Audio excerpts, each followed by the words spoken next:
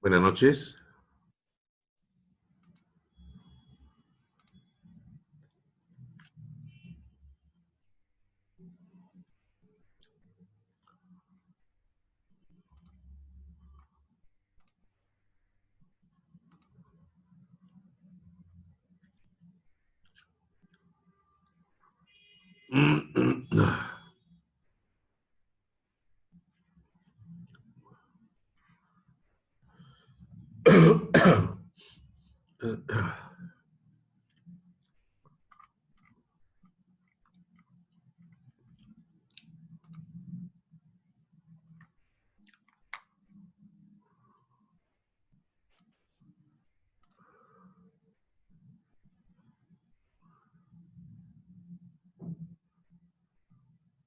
Profesor, buenas noches. Buenas noches, ¿qué tal?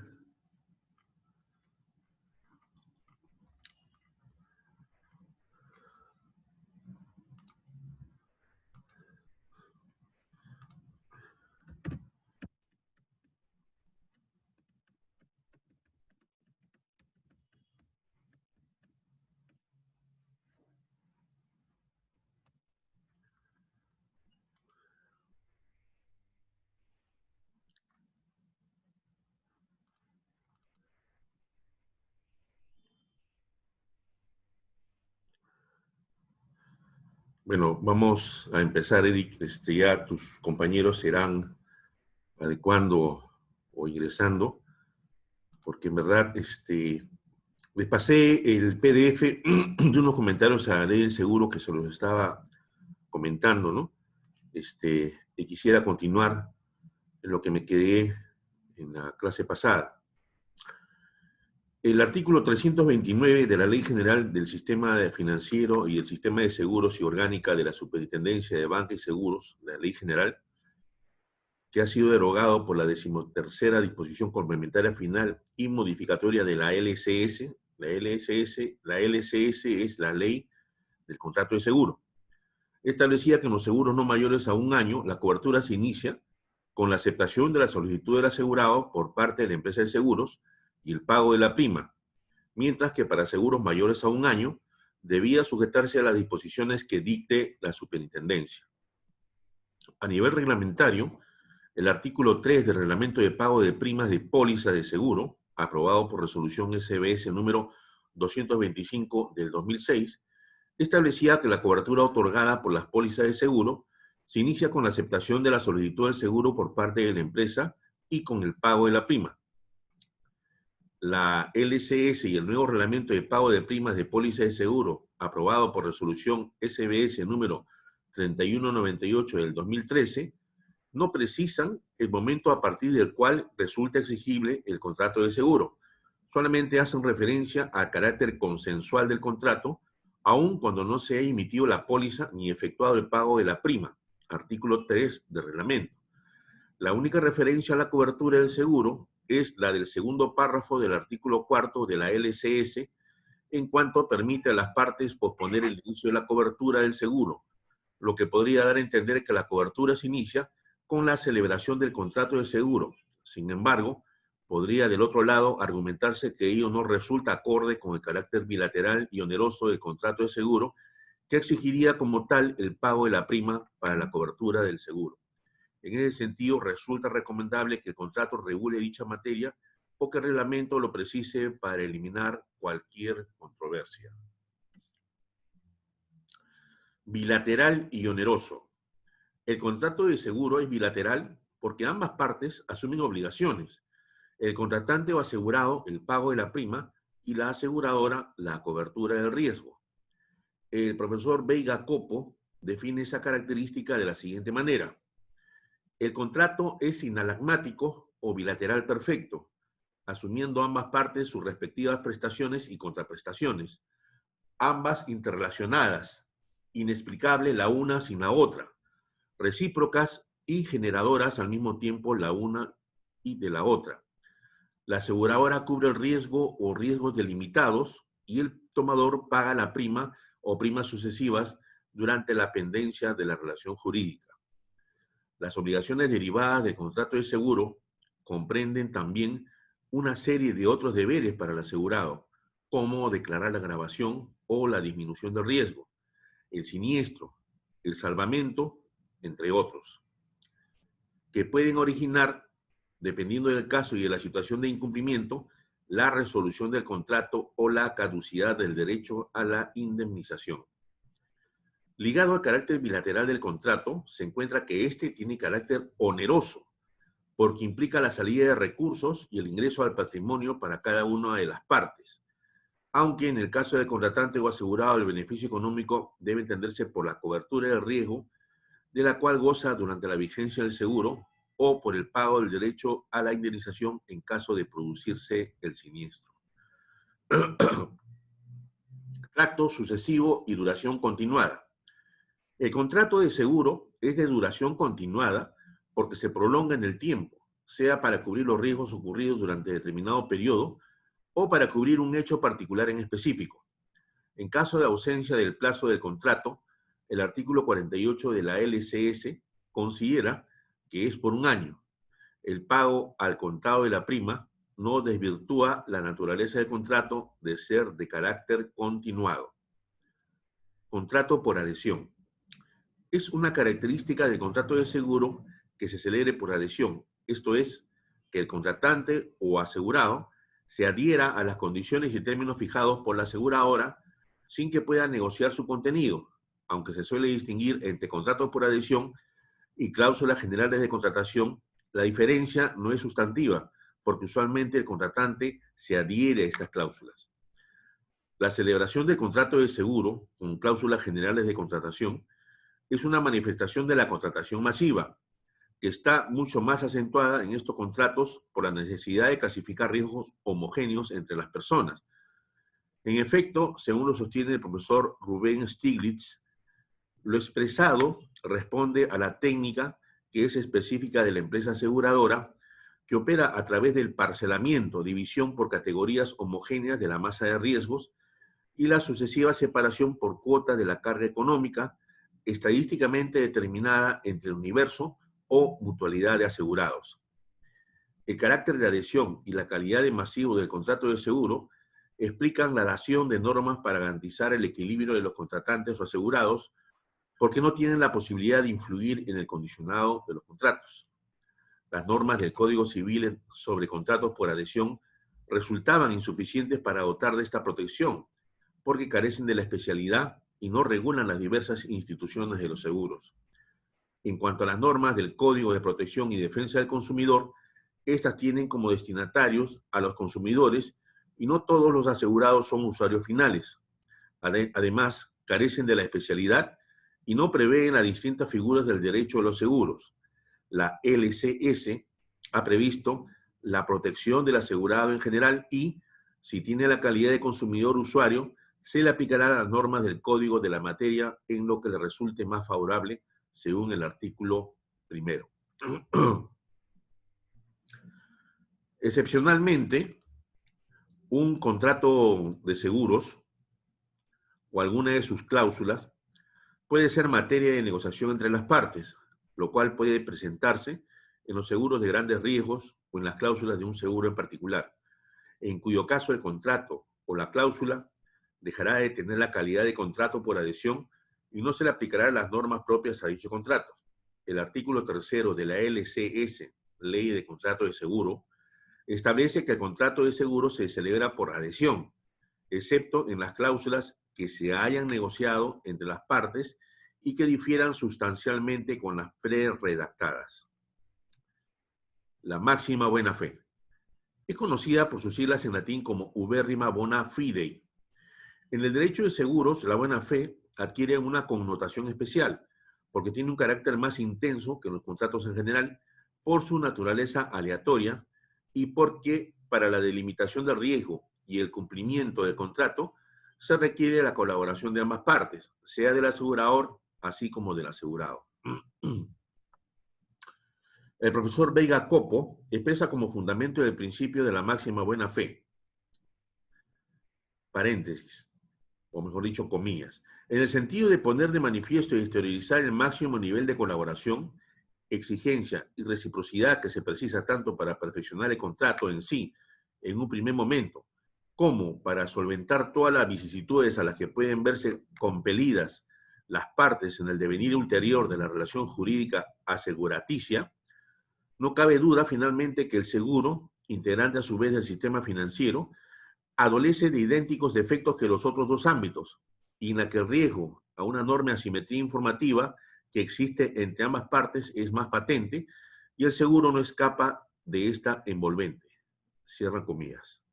Es decir, en el seguro se denota una mayor asimetría informativa, sea del asegurado por el nivel de especialización de este mercado y el carácter masivo o de adhesión del contrato, y del asegurador porque requiere de la colaboración de aquel para la delimitación del riesgo o para el seguimiento o verificación del mismo. El deber de colaboración no puede entenderse aisladamente o separadamente para cada una de las partes, pues existen obligaciones recíprocas para cada parte. Así, por ejemplo, si bien el asegurado tiene la obligación de describir todas las circunstancias de riesgo, el asegurador debe colaborar con ello a través de la entrega del cuestionario. De otro lado, el principio de la máxima buena fe no solamente comprende los aspectos de deberes de información entre las partes y de transparencia de información en la redacción de las cláusulas contractuales, sino en general el deber que tienen las partes de actuar con lealtad, sea durante la etapa formativa del contrato, durante su vigencia o en su ejecución. El asegurado tiene el deber de informar las circunstancias de riesgo de su agravación y dar aviso del siniestro. Por su parte, la aseguradora debe redactar los contratos claramente y no utilizar cláusulas abusivas y cumplir con sus obligaciones cuando se dé por verificado el siniestro. La máxima buena fe es un principio que abarca todo el íter contractual y no puede restringirse solamente al aspecto del deber de información ni a una determinada etapa. Elementos del contrato de seguro. No existe uniformidad en la doctrina respecto de cuáles son los elementos del contrato de seguro. Sin embargo, la mayor parte coincide que los elementos esenciales del contrato son el riesgo asegurable, el interés asegurable, la prima y la obligación condicional del asegurador. A continuación vamos a tocar cada uno de estos elementos y dentro de algunos de ellos los principios que le están relacionados. El riesgo asegurable. El profesor Rubén Stiglitz define el riesgo asegurable de la siguiente manera. Abrimos comillas. Constituye la probabilidad o posibilidad, entre paréntesis contingencia, de realización de un evento dañoso, entre paréntesis siniestro, previsto en el contrato, y que motive el nacimiento de la obligación del asegurador consistente en resarcir un daño o cumplir la prestación convenida. Cerramos comillas. El mismo autor refiere que el riesgo debe ser posible o contingente, es decir, debe existir incertidumbre respecto de su realización. De ahí que lo imposible, lo cierto o indefectible no puedan ser considerados como riesgos asegurables, salvo cuando las partes lo acuerden y se desconozca ello al momento de la celebración del contrato. Son características del riesgo asegurable que debe ser real, incierto, y debe recaer sobre un interés asegurable lícito, esto es, debe recaer sobre un interés lícito respecto de una persona o cosa que se pretenda asegurar. Cualquier riesgo no puede ser asegurado en toda su extensión. El riesgo requiere ser individualizado y determinado para ser objeto de cobertura. La delimitación del riesgo obedecerá a la voluntad expresada en el contrato de seguro y no debe afectar normas de carácter imperativo que definen el contrato de seguro o su tipología, o contener cláusulas de lesividad o cláusulas abusivas. El riesgo puede ser delimitado desde una triple perspectiva: causal, temporal y espacial. Causal, por ejemplo, si existe alguna prohibición legal o cuando sea contrario a la moral. Temporal, que es la vigencia de la cobertura de seguro, y espacial para ver si se realiza en cualquier lugar, sea en el país o en el extranjero. Relacionado con el tema del riesgo asegurable se encuentran los principios de causa adecuada y de mutualidad, las que trataremos a continuación. Causa adecuada.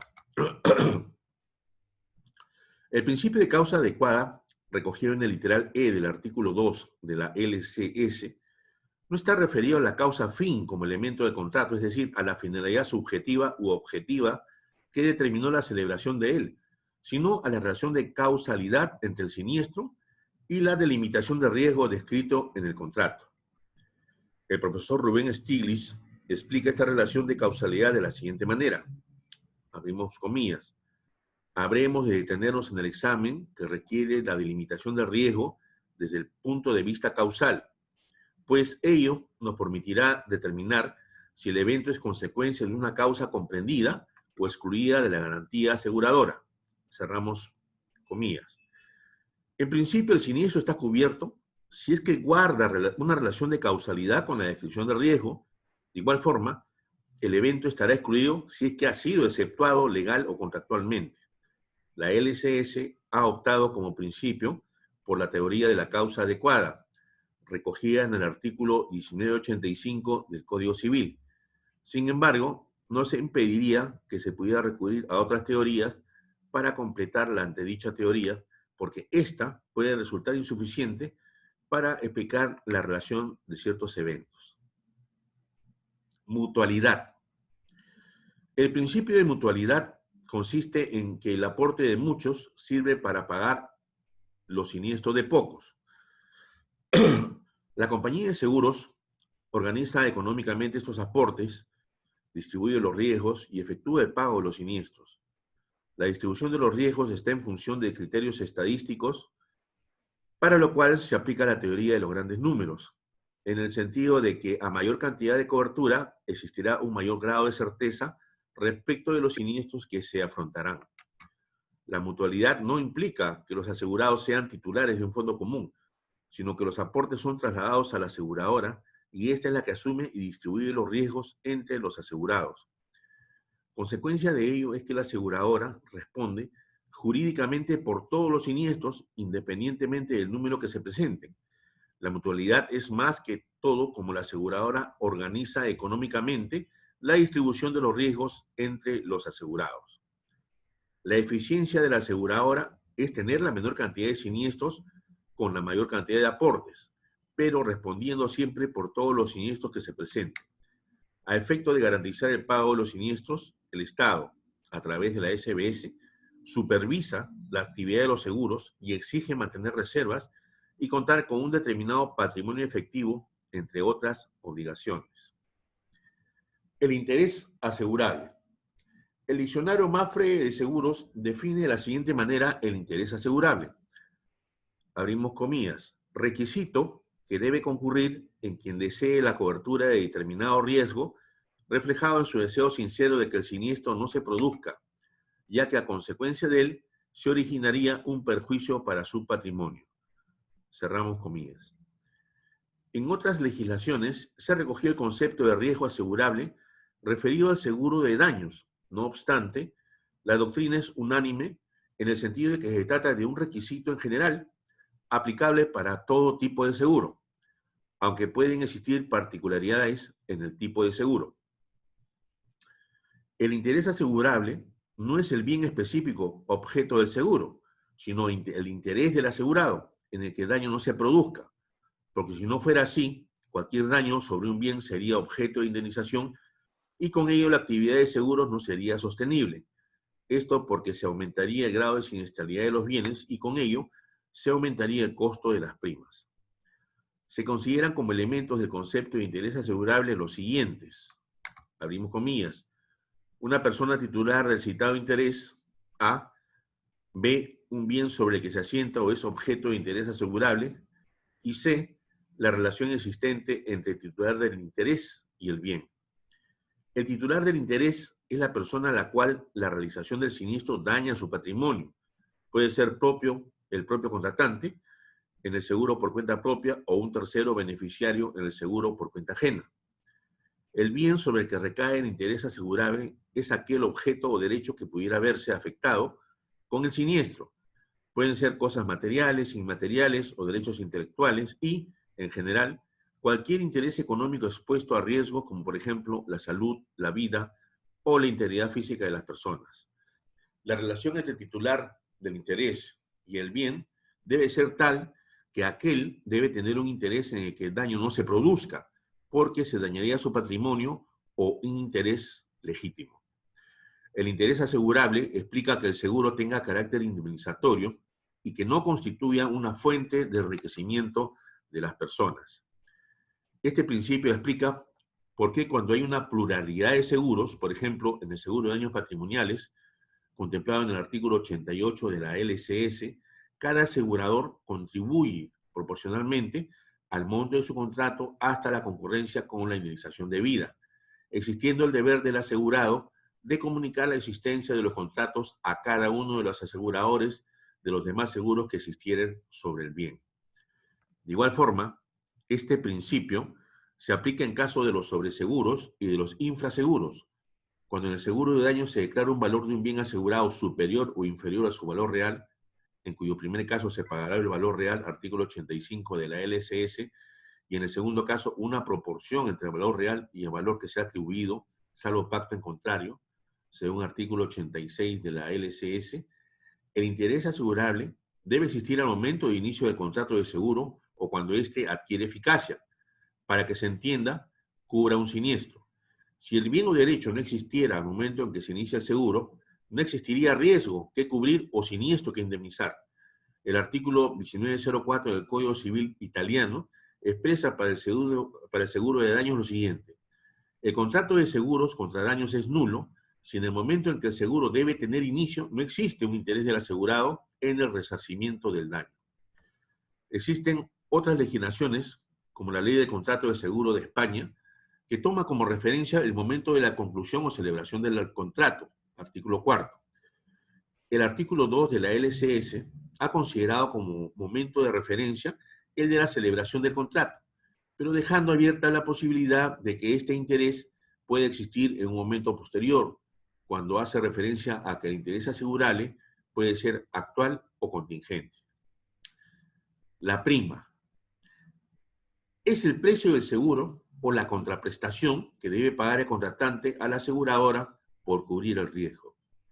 La prima es calculada sobre la base de la probabilidad de ocurrencia del siniestro y su cuantía posible, es decir, sobre la base de cálculos actuariales y estadísticos al cual hay que agregar los ingresos de la aseguradora. En este caso también se considerarían los gastos administrativos. Hay que distinguir la prima como elemento esencial del contrato de seguro, esto es, como acuerdo sobre el precio para cubrir el riesgo de la obligación de pago que surge como consecuencia de haber celebrado el contrato. Para que exista el contrato de seguro, basta el acuerdo sobre el precio de la cobertura del riesgo, dado el carácter consensual de dicho contrato. El pago de la prima es un elemento de prueba de la existencia de dicho contrato y tiene incidencia en su ejecución o para situaciones como la suspensión o la resolución en caso de incumplimiento del pago. Puede existir un contrato de seguro y no ser exigible el pago de la prima porque se ha diferido para otro momento. Artículo 20 de la LCS. La obligación condicional del asegurador. Con el contrato de seguro, la compañía de seguros asume la obligación de pagar la indemnización en caso de producirse el siniestro. Es una obligación de cobertura de un riesgo, de pago de una indemnización en caso de producirse un siniestro. No necesariamente conlleva el pago de una indemnización porque puede suceder que el siniestro nunca se produzca. Se paga para cubrir la contingencia de un riesgo y en caso este se produzca, para que se cumpla con el pago de una indemnización. Relacionado con la obligación condicional del asegurador se encuentra el principio de indemnización a que se refiere el numeral B del artículo 2 de la LCS. Indemnización. El doctor Alonso Núñez del Prado, un estudioso de la rama de seguros, define este principio de la siguiente manera. Abrimos comillas. La idea es que el asegurador pague una suma en compensación por el monto de una pérdida, tratando, en la medida de lo posible, que el asegurado retorne a la situación en que estaba antes de que ésta ocurriera. O sea, la palabra es tratando de que quede indemne. Por eso es que se habla de una indemnización. Esta compensación puede efectuarse pagando un monto de dinero o reparando o reemplazando el bien. En virtud del principio indemnizatorio existen dos subprincipios, el principio de subrogación y el principio de contribución. El primer principio supone que el asegurador que paga la indemnización se subroga en los derechos del asegurado y este no puede cobrar dos veces por el mismo concepto. Y en el segundo principio, que es la contribución, implica que cuando se contrata una pluralidad de seguros, cada asegurador está obligado proporcionalmente por el monto de la indemnización, pero el asegurado no puede cobrar la totalidad de la cobertura a todas las aseguradoras, porque eso sería lucro, y no está permitido el lucro en seguros. Ámbito de aplicación de la ley del contrato de seguros y reglas de interpretación del contrato. El ámbito de aplicación. El artículo primero de la LCS contiene una serie de disposiciones sobre el ámbito de aplicación de la ley, desde un punto de vista objetivo respecto a qué tipos de contratos se aplican sus normas y desde un punto de vista subjetivo respecto a qué personas le son aplicables dichas reglas y con qué carácter. El ámbito objetivo. La norma establece que la LCS se aplica a todas clases de seguros y que sus normas tienen carácter imperativo, salvo que admita expresamente lo contrario. Sin perjuicio del análisis del carácter imperativo de la LCS, que será abordado más adelante, consideramos que la LCS se aplica, en general, para cualquier tipo de seguro, solo que en algunos casos tendrá un carácter vinculante o imperativo y en otros tendrá un carácter supletorio. Veamos a continuación el análisis de algunos seguros especiales. Los seguros de grandes riesgos. Los seguros de grandes riesgos son aquellos donde existe una capacidad de negociación entre las partes, generalmente por la naturaleza del seguro y los montos que se negocian. En estos casos, la LCS tendrá carácter supletorio, en defecto de lo acordado por las partes. Pero conforme lo admite el artículo 3 de dicha ley, el contrato de seguro tiene carácter de contrato por adhesión, excepto las cláusulas que se hayan negociado entre las partes y que difieran sustancialmente con las pre-redactadas. Los microseguros.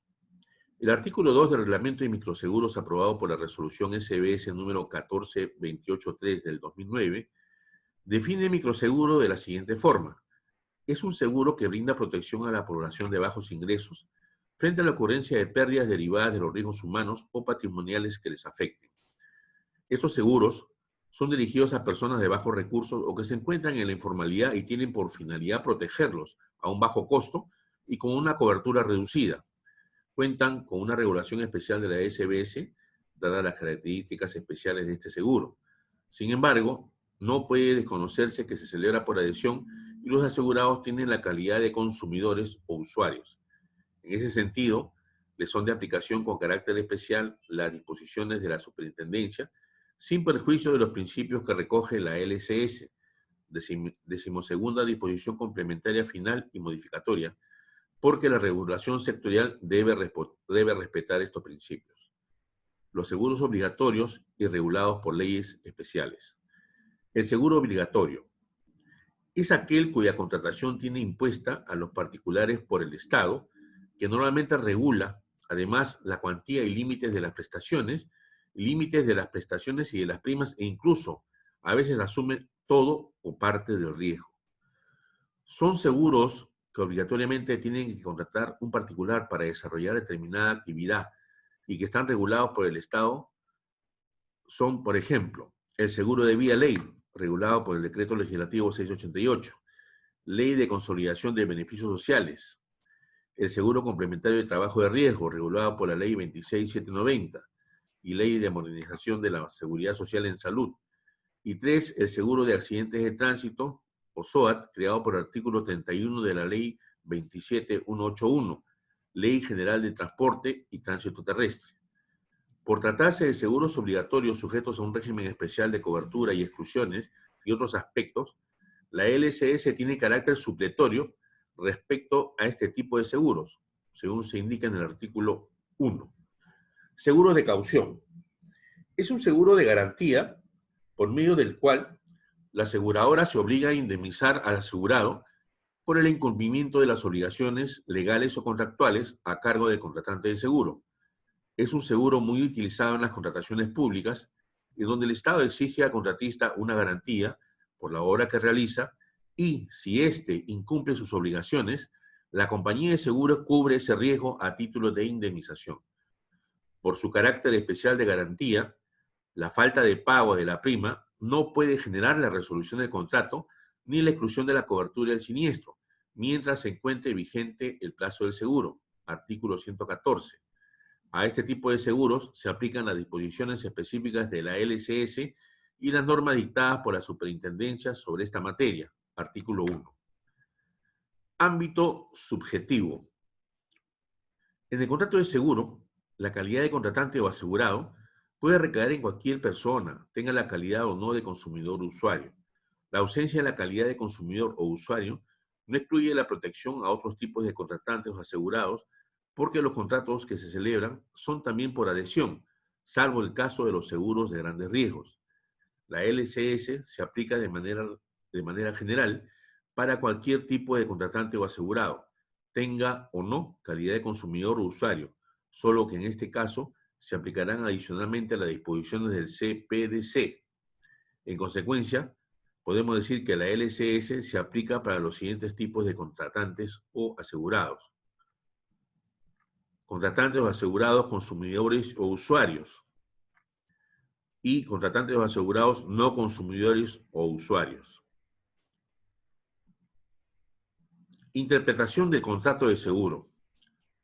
La interpretación de un contrato implica extraer su significado cuando las cláusulas son dudosas o ambiguas. Se interpreta porque las cláusulas no son claras. La interrogante que se plantea es: ¿se busca extraer la voluntad común de las partes, interpretación subjetiva, o el sentido de lo declarado en el contrato, interpretación objetiva? En principio, la interpretación busca extraer la voluntad de las partes al momento de contratar, lo cual se discute en el contrato de seguro porque se considera que es celebrado por adhesión. No obstante, con la aceptación del contratante hay algún nivel de voluntad común en las partes. En segundo término, lo relevante para el contrato es la voluntad expresada en él, no cualquier voluntad, sino aquella que ha sido manifestada, y en caso no sea clara, se puede acudir a ciertos criterios de interpretación para extraer su significado. Principios contra stipulatorem, literalidad, condición prevalente, entre otros. Otra discusión que se plantea es: ¿las reglas especiales para el contrato de seguro son excluyentes de los criterios de interpretación del contrato o acto jurídico? La explicación de las reglas especiales de contratación del contrato de seguro no es excluyente de los criterios generales de interpretación del contrato o del acto jurídico, no solamente por un criterio de supletoriedad, sino porque estos criterios pueden servir para reforzar o complementar a los anteriores en un caso en concreto. Piénsese, por ejemplo, en la interpretación de una cláusula dudosa que, siguiendo una interpretación sistemática, puede extraerse claramente su significado. Otro tema de la interpretación del contrato es que no es una forma de control de cláusulas abusivas, porque este es otro nivel de análisis referido al control del contenido de las cláusulas. Buena fe y justo equilibrio en los derechos y obligaciones de las partes. A continuación vamos a tratar las principales reglas de interpretación del contrato de seguro. El carácter imperativo, que es uno de los principales. El artículo 1 de la LCS otorga carácter imperativo a sus disposiciones, salvo que admita expresamente lo contrario. El otorgar carácter imperativo a las disposiciones de la LCS representa un cambio significativo en relación al Código de Comercio de 1902 en su artículo 380, que le otorgaba un carácter supletorio a sus disposiciones en materia de contrato de seguros. La LCS ha establecido reglas claras y predictibles en el mercado de seguros para garantizar el derecho de los asegurados y a efecto de fomentar la competencia en este mercado, buscando de eliminar ciertas prácticas que, por falta de normativa, desconocían los derechos de los asegurados. A ver, un momentito para ver cómo vamos con el tiempo. Ok.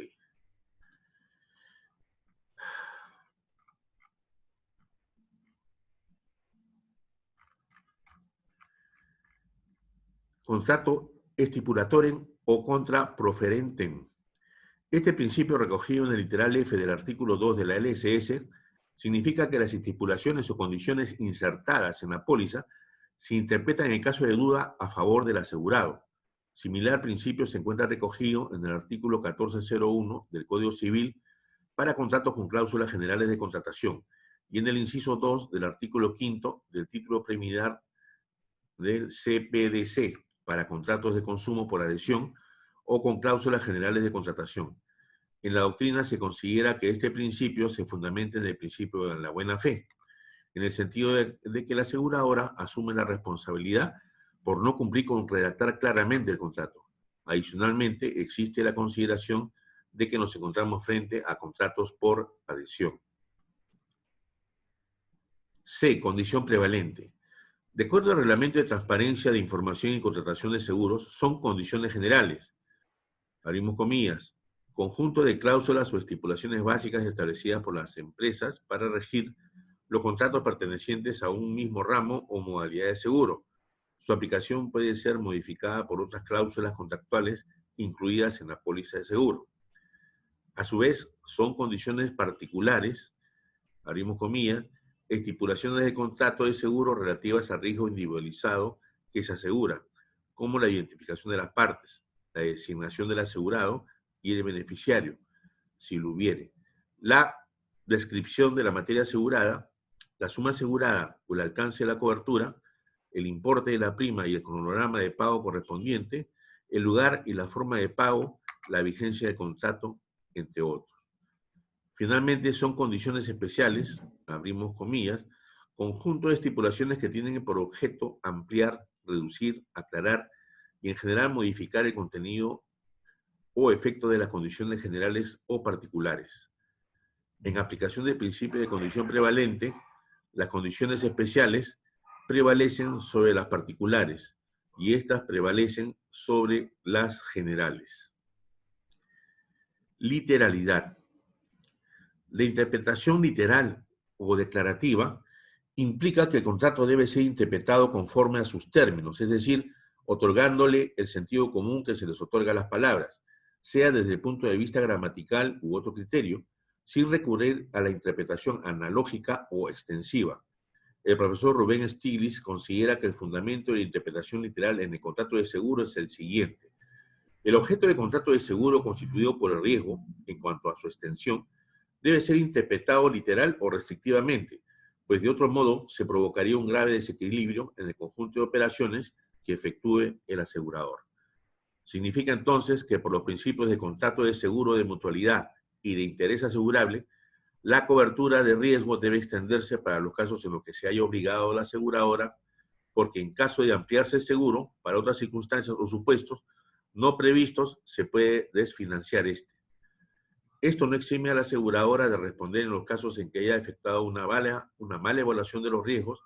Simplemente se busca mantener o garantizar las condiciones que al contratar evaluó la aseguradora para organizarse económicamente y cumplir con sus obligaciones.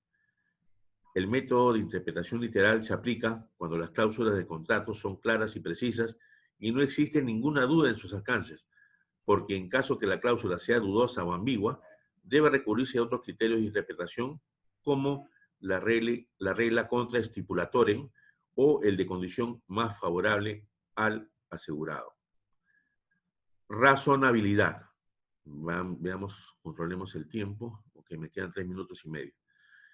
El principio de razonabilidad ha sido materia de múltiples significados, desde un punto de vista laboral, del derecho administrativo, del derecho constitucional, entre otros. Sin embargo, una nota común de ellos es la existencia de una justificación legítima del acto y la proporcionalidad con el medio empleado.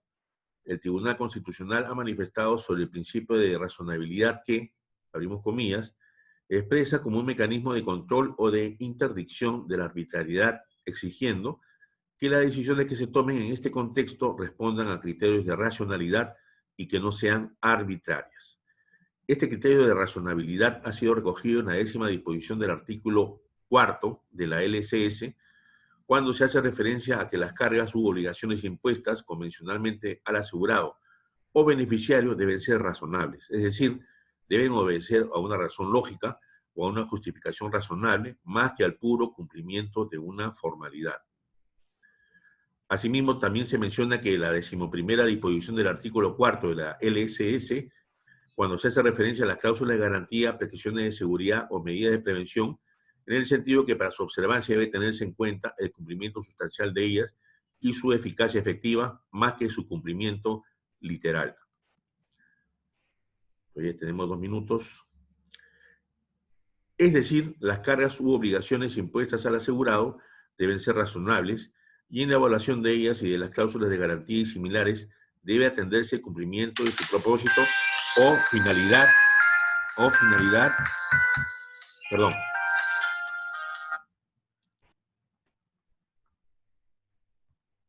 disculpen, más que a su cumplimiento literal. Y sobre todo, debe analizarse su eficacia efectiva, esto es, si tiene alguna incidencia en relación al riesgo asegurable y al siniestro, relacionado con el principio de la razonabilidad. Se encuentra el principio de proporcionalidad, que algunos consideran subsumido dentro de aquel, y que consiste en una relación proporcional entre el medio empleado y la finalidad que se persigue.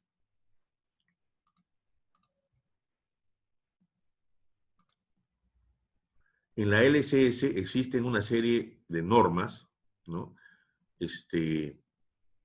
Que admiten como criterio de interpretación la conducta de las partes y recogen la teoría de los actos propios. Así tenemos la cuarta disposición del artículo cuarto de la LCS sobre la participación del asegurador en el procedimiento de liquidación de daños, la cual se considera una renuncia a invocar las causales de liberación reconocidas con anterioridad y que sean incompatibles con la participación en la liquidación de daños.